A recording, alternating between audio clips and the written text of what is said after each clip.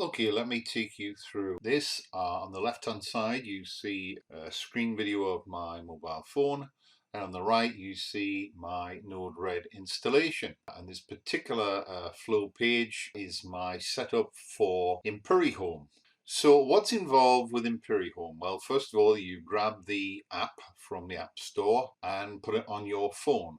The setup for individual devices that you might want to control can be done in Node-RED. So let's have a look at the code on the right here. We have three basic settings for setting up the system. Any devices you might have, like a light switch or a RGB light or a thermometer, a thermostat or whatever. And rooms. Rooms are just a way of splitting up Imperihome into pages. You can use them basically for whatever you like. So with that setup, you can get the state of devices on the phone. But of course, that's not enough. You want to control devices. And that's where the middle block comes in. REST action here, depending on the device, actually updating a real device or allowing Node-RED to from the phone itself. But then when it comes to things like temperature, you want to look at the history. So a third item down here, get history values, pulls history values out of a database, and I'll explain that as well. If you don't want history values, you don't have to worry about that. And then at the bottom, I simply have temperature and humidity, a couple of examples here where I am grabbing data and inserting into a database. So let's have a look. Let's go start hello system.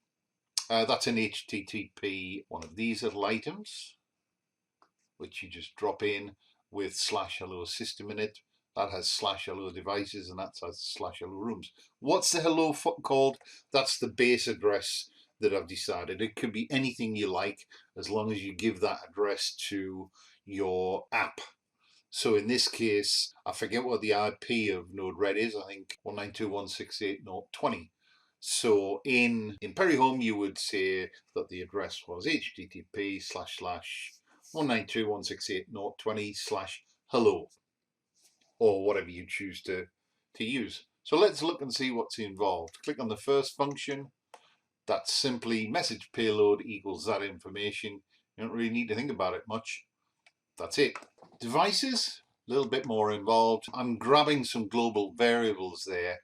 Incidentally, this global get is something new in Node-RED. Make sure you've got the latest version of Node-RED. And I'm putting that information into this setup info for Imperihome. If we take a look at the first one, so the ID is device02. Could have called it anything I liked, as long as I'm consistent with it. Its name is a light. It's a type of dev switch. See the API for that. In room, I've called it room ID 2. And the parameters are, it's not a pulsable switch, it's just an on-off switch. And the status value is switch state. So that's a global variable I've got that is storing the state of the switch. I am passing that initially and every couple of seconds when the app is running to the app to update the display. The rest are all just a variation on a theme, the more complicated one being the RGB light, which has 3 parameters rather than 1. I'll just show you that there. There it is. You can slow this video down and have a look at those parameters. They're applicable to my system, but you could use a similar setup yourself. Right. So there we have defined various devices, and also the app will call this every now and then to get that information updated. The rooms are simple enough. Definition, I've got 2 rooms, room ID 1 called the living room, room ID 2 called the dining room. So before we go any further, let's actually have a look at this on the app so you get an idea of what this all means, because right now it's probably quite confusing. There you go. So if we look in the dining room, I've got heat and humidity. Let's just go back to the devices. There it is, heat and hum there. I could have called that anything I like. Indeed, If I was to change that now and then hit refresh on the device, that would change. Okay, so I've got those things there. I've got that's actually connected to a real light at the moment. This one isn't. I click, see down on the right here, the debug window in Node-RED. So if I turn that light on and off, you will see on the right, light is on, light is no, debug. Now, of course, you can use that in any way you like within Node-RED to turn something on and off. Okay, how about heating? 21 degrees and humidity 39%. There is some replication here. I was just testing the combined heat and humidity. If I have a look at heating, not only can I see the temperature at the moment, but if I click on heating, I get to see a graph. That graph can go back as far as you want. You can look at the last day, the last week, the last month, the last year, and the app requests a range of data which you have stored in the database. In this case, we're using SQLite. And so the last, obviously, you only return, let's say, a couple of hundred readings. And if you're looking at the last year, well, you look at a couple of hundred aggregated readings. You wouldn't send back to the app thousands and thousands of readings. However, it absolutely works well. So back out of there, and let's have a look at the humidity. There's the humidity reading, and current week. Well, of course, I've only got a day here. I'll show you this again when I've got sort of months and months worth of data. There you go. Let's have a look at the RGB control, because that's the interesting one. The RGB light can be on and off. And again, if you look over at the right side of the debug, you'll see value 0 when it's off, or that odd value 209, 0, 303 when it's on. Let's actually have a click on RGB light itself on the app, and you get this wonderful color wheel up. So we can turn the brilliance down, and again, I urge you to go and have a look on the right hand side. Turn it back up again. Saturation at one end is just white, and at the other end, of course, is a saturated color. And you can just turn the wheel deliberately. You don't get any output until you let go. There's green, which is largely 230, 39 is largely green there. I can probably get a bit more green. There you go, 235. Turn the brilliance up to full, and it's 255. So you can see how that works. Boiler is just an on and off control. This video I've done, I've handled locally on the phone, but it can be defined as well. This is a camera of mine in Spain. If I was to click on watch, you would in fact get a night shot of my pergola in Spain. You can have as many of those. These things are separated off into rooms, but if you want to, you can aggregate them all together in a thing called favorites. You can also have two different views of this. So as well as a simple list, you can have a layout. So a portrait layout with 6 placeholders looks good. And in there, you can put widgets. So let's say, for example, well, let's say we want a digital clock. Okay, we got a digital clock there.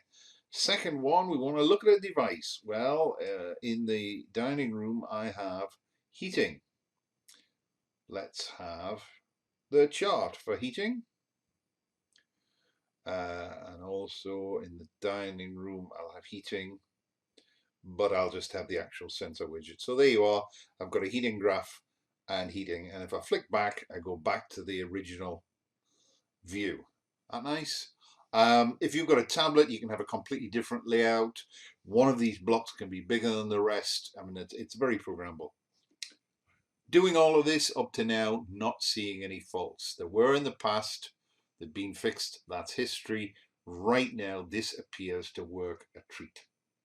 So there you are. So let's go back to the code. We've looked at monitoring the status. How about actually controlling something? So this REST actions, which is a very long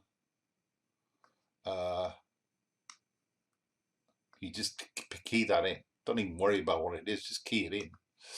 We have a switch there that says, well, are we talking about device 2, 3, 4, 5, 6, etc.? So depending on which device we're talking about, you get one of these outputs. And let's say it's the light. We simply say, well, the action name that's coming from the app, again, I refer you back to the API. If it's set status, then message payload light is whatever that state is. And I set a global to on or off.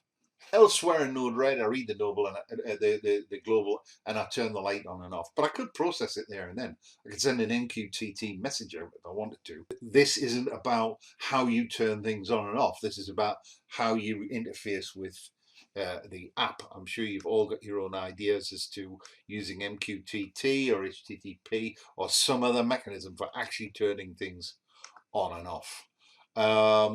The RGB light is slightly more complicated because you've got to do things like, well, okay, you get an RGB value and you get a brilliance. How do we turn that into a final RGB value? I've got a little function there to do that. And then depending on whether you're setting the status, the color, or the level, again, that's coming from the phone, I'm global setting the RGB state, the RGB color, and the RGB level. And call that function to join them all together, and the message payload RGB equals, and there is the RGB value. And you saw before how that outputs an RGB value to the debug window. In reality, you would send that to whatever device that you wanted to control. This bit here is history values. I showed you a graph. The app will say, I want the last 24 hours worth of data for this device, or I want 48 hours. So Peter Oakes helped me with this. You have this horror here. This works for all of them. You can have as many as you like. One request. This piece of code here, which you can copy, checks to see whether we're looking at days, months, years, whatever, and generates a SQL statement for SQLite, which I have running with Node-RED on this. It's a Raspberry Pi that we're running here, incidentally. So from that, you can do a SQL request. And that goes to the SQLite server. Convert to JSON is actually, well, there isn't anything to it. So you just put that in there. And output back to HTTP. In other words, you're collecting a load of values and you're sending them off to the phone. This bottom item here is just me updating the database. So every 5 minutes, I look to see what the temperature is. I set, now the way we've set this up, we've got message device name equals dev05. For this particular device, the value is called value, and I put the actual temperature in the payload. Insert into SQL, because we've passed all the parameters, this one SQL statement inserts that into the database, and that's it, you're done. So we're updating the information every 5 minutes. Let's have a quick look. There are 3 tables you need: data, device, and device data. Peter Oakes came up with this definition. That's all that you need. Ignore the rest of the stuff. Let's have a look at device. There's the structure to create that. There's device data. There's the structure to create that. So let's go back a bit. You have devices. I have, in this case, 3 devices, 5, 6, and 8. That's an auto incrementing column. That's it, just called device 5, 6, and 8. That corresponds to what you saw in Node-RED. Device data says that what the app will be needing is a value for device 1, a value for device 2, and then 3.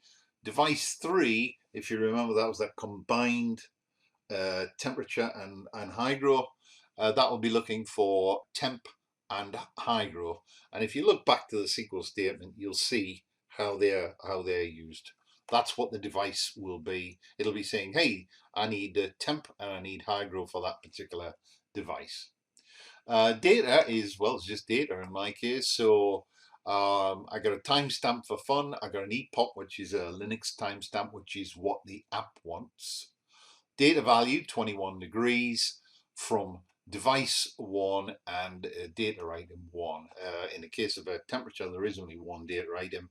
In the case of the combined temperature and hygrometer, there's 2 data items. And again, the first column there is just auto increment. So that's your 3. Oh, I suppose I better give you the structure for, there's the structure for data.